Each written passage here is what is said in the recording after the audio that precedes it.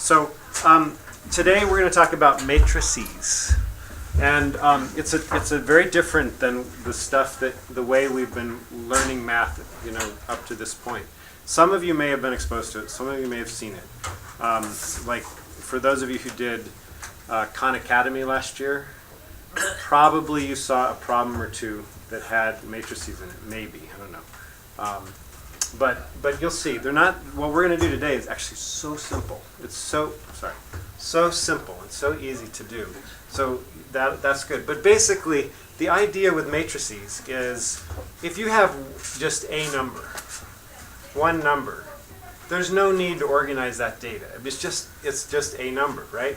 But if you have a lot of data, if you have a lot of different numbers, did I turn this on? Yes. If you have a lot of different numbers, then sometimes it helps to organize them. And we know different ways. We know the box and whisker charts, and we know the, what is that, stem and leaf plots, and those kind. There's lots of different ways to organize data.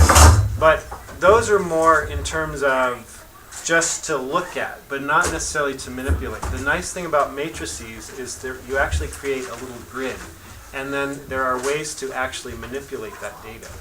And so we're going to talk about that a little bit. So just as an example, I just want to give you an example of how you might get a matrix out of a real life example. So in here we have film ratings, and I said the release year is here, and then the total films made. The total general films, that had the G rating, in 1984 there were 7 of them made. In 2004, 20 years later, there were 33 made. In 84, PGs 107, and in 2004, 110. In 1984, 25 for the PG-13s, and 2004, 184. Interesting that seems to be the most heavily. In 20 years, this is what increased so much, right? Interesting, the PG-13, so just slightly right on the border, pushing the border of what's okay for kids to watch, right? That's kind of interesting. But, so this is this is data. It's a bunch of different numbers that relate to each other somehow. But we don't know exactly. We know, well, these are all for 1984. These are all for 2004. These are both for general. These are both for PG. These are both for PG-13. So there's a lot of interrelated connectedness between these numbers, right? And so a matrix then would be to take these numbers and put it in a rectangular table or grid, is what you might call it. And so it would look like this. And usually with a matrix, oftentimes not always, but oftentimes you will give it a name. And the name will just be a letter, a capital letter. So I might call this M for movies or something. So this matrix is this. And I actually write these numbers in this matrix. So it'll be 7, 107, 25, 33, 110, and 184. And a matrix always starts with this little thingamajigger, little bracket. Ironically, on the homework, and when I was doing it on this program they used parentheses, sort of almost brackets, but they were curved. It's weird. I've not seen that before. They're usually like this. So if you see that on the homework, sorry, I didn't know how to do it. I didn't waste my time figuring it out. So, so this is what a matrix actually looks like. Now, there are many different sizes and shapes of matrices. So we're going to talk about different aspects of matrices, okay? One is dimension. Like the dimensions of a box, length times width or something. The length and the width would be your dimensions, right? So these have what are called rows and columns. They have rows and columns. And you guys know what those are. These are the rows, and then you know that these are the columns, right? Everybody knows that, right? The columns are vertical, the rows are horizontal. And to determine a dimension of a matrix, you go row by column. So it's going to be row by column. You have to start with the number of rows. So what is the dimension of this matrix? The number of rows is how many? I have 2 rows, so it's going to be 2 by, and I have how many columns? 3, right? So I have 2 by 3. It's a 2 by 3 matrix. So this is a 2 by 3 matrix. Now, so that's how you talk about the dimensions. And then we're going to talk about location or addresses of the individual entries. If, let's say I wanted to talk about this entry right here. I wanted to identify that entry right there. What I would do is I'd write this. I would write, so this is like the address of an entry. Address of an entry. Okay? So what I would do is I would write this number in lowercase. Okay? So it just identifies that we're talking about the matrix M, but we're talking about it in we use lowercase m. And then we do something like this. M22. It's not really M22, it's M22. And what that means is I go to M, the matrix M, and then I go to the second row. This 2 stands for the second row. So I go to the second row, and this last 2 stands for the second column.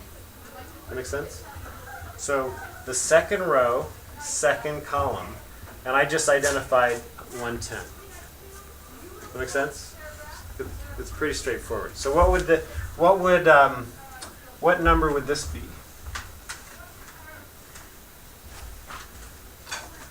What entry would that be? M13. First row, second, third. Right, which would be 25, right? So this is 25. This one was 110. What would this be? I don't know. 31. What would M31 be? Third row, first 30. column. Hello, I don't know. There's no. You're right, there isn't not one. Because the first one is row, right? 3. There's not 3 rows, there's only 2 rows. So that's an impossibility. So let's try this. How about 2, 1? Do we have that? What would that be? 33, exactly. So that's how you identify the actual address of a number inside a matrix, okay? So can I erase this stuff now? Because now we're going to move into talking about adding and subtracting matrices. They're really, really easy. Can I erase this part? Yep. Where matrices get harder is when you start multiplying them. And I'm sure John experienced that when he was in there. Actually, you taught that way better than that goof had ever. Well, I mean, it's not rocket science right now. It's pretty easy. I know that. The multiplying part does get a little harder. But so the dimensions though are really important. Like, so if we're going to add or subtract a matrix, let's say I did this. Let's say I said A is equal to, matrix A is 2, 7, negative 1, 4. Get rid of that comma. And let's just add another.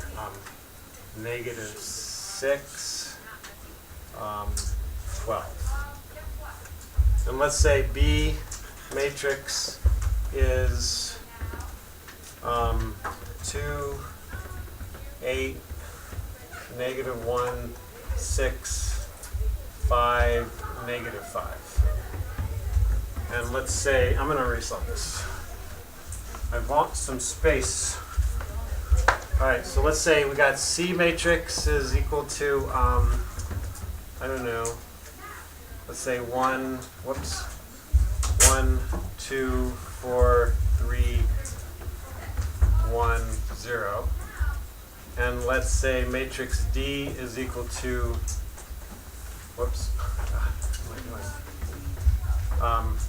8, negative 8, 0. Okay. So let's say we have those 4 matrices. Okay, did you write them down?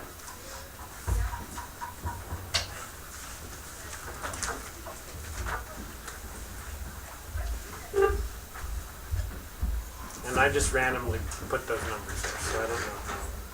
There's no reason necessarily for those at this point. But we're just going to use these to start adding and subtracting. Now, in order to add or subtract, let's say I was going to do A plus D. Let's say we want to find A plus D. Okay?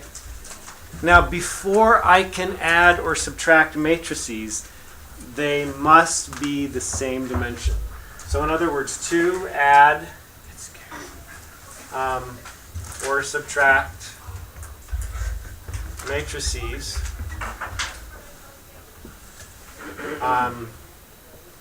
the 2 matrices must be same dimensions. The same dimensions. And you'll see why in a second. It's really obvious once you see it.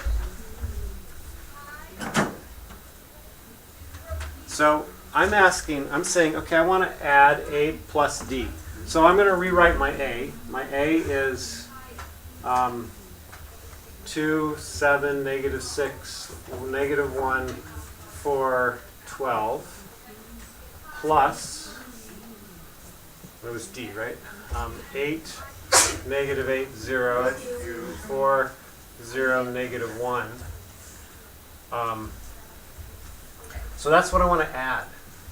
Now the question is, are they the same dimensions? We've got to go row by column. What is the dimension of this first one? 2 by, and the next one? 2 by 3. So yes, they're the same. I can add them. And you're just going to be amazed at how easy this is, because all you do is you add the corresponding numbers. So a number that is in the top left and the number that's in the top left, you're going to add those together. The number in the top middle plus the number of the top middle, you're going to add those together. The number of the top right plus the number of the top right. So you will be creating, when you add or subtract matrices that are a 2 by 3 dimension, your answer will also be a 2 by 3 dimension. Always. So whatever you've got here is going to be your answer, but it's going to be 1 matrix instead of 2. So that's going to be 2 plus 8. So that's 10. And then 7 plus negative 8, negative 1. Negative 6 plus 0 is negative 6. Right? And then negative 1 plus 4 is 3. 4 plus 0 is 4. And then 12 plus negative 1 is 11. Piece of cake, right? That is so easy. Does that ever, you see what I mean? So, and then, so now let's try another one. Let's try. Gary, wait. Gary. You just erased. What? What was that? I couldn't read that. Did somebody have a question? Yeah, what you just erased, you know, what did that say? 'Cause Oh, it said that in order to add or subtract matrices, they have to be the same dimensions. Okay. 2 by 3, 2 by 3. They're both 2 by 3s. I can add or subtract them, right? So let's try a subtraction one. Let's say I want to subtract B minus C. So I want to say B minus C. Can I erase that one now? B minus C. Can I erase this? Yes?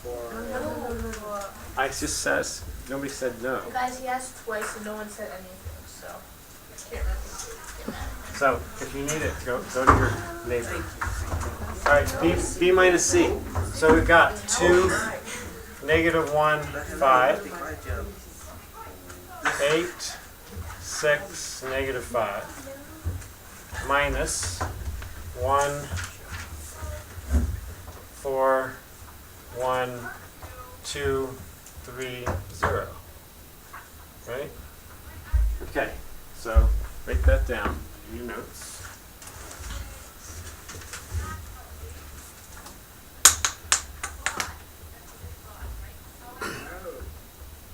So B minus C. So I just write the matrix of each, subtract them. So I'm just going to do, again, corresponding numbers. So 2 minus 1 is, oh wait, first of all I have to ask, is it legal? Are these the same dimensions? Yeah. What is the dimension of this one? Becca, what's the dimension of this one? 2 by 3. No, 3 by 2. 3, right? Number of rows first by the number of columns. 3 by 2. And this is a 3 rows by 2 columns, right? So they're the same, so I can do it. So now 2 minus 1 is 1. 8 minus 2 is 6. But 2's my favorite one. Negative 1 minus 4 is negative 5. Oh, wait, no. Negative 1 minus 3 is 2. That's an equals, right? 5 minus 1 is 4. Negative 5 minus 0 is negative 5. So there is my answer. Okay? Piece of cake, right? So easy. You guys are going to whip through this 6 homework. minus 3 is not 2. Yeah. Did I do something wrong? Liar. Six minus 3. That's horrible. I was just checking to see if you guys were paying attention. 6 minus, oh, I did 6 minus 4, didn't I? 6 minus 3 is 3. It's good. Thank you. Did I do everything else right? Yep. Okay. Wouldn't you know, I fail on the easiest thing. That's so easy. I can't We believe still it. love you. We all fail. That's why I'm here. All right, so now, Oh. last one. We'll do one more. Let's What do, if it's like A minus let's do or plus A C? plus C. Okay, A plus C. So that equals 2, negative 1, 7, 4, negative 6, 12.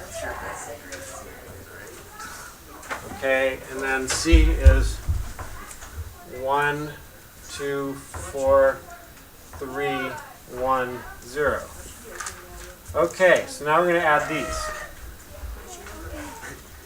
Oh, no, you can do it. Wait, yeah, you can. You can flip it. Oh, Teddy said you can flip it.